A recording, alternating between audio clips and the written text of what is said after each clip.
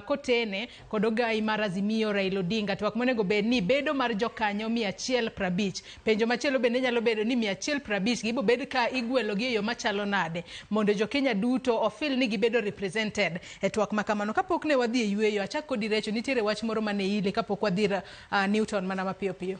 Adwacho ni gik ma timre Kenya Kwanza kawuono kata nwaneno seche magiluongo kata Baba Gini and other leaders is just to diversionary, kizungu wacho ni diversionary tactics magi mondo giwuog from real issues.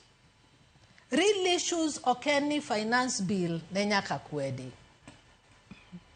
Even adopting finance bill 2023 in itself passed a finance bill.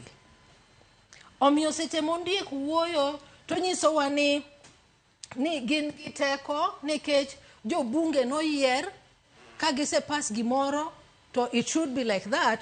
Okapar ka en you insinuated that. Makuru paro no gi kanyo. Just a second, let me continue. No. Have I talked about parliament finance bill gikadhe? Mi wacho nyaka mi wacho pen chike 63. Oh wacho nyaka pen chike 63. No, ana wacho pen chike 94 gi 93 o establish pa chikata iti kara kama wantinyo. Okenya jibu iti. Makuru paro no gi kanyo matin wadhi e county ma watudre ko jafwambo marwa Millicent Adhiambo. No, discuss only what I've discussed here.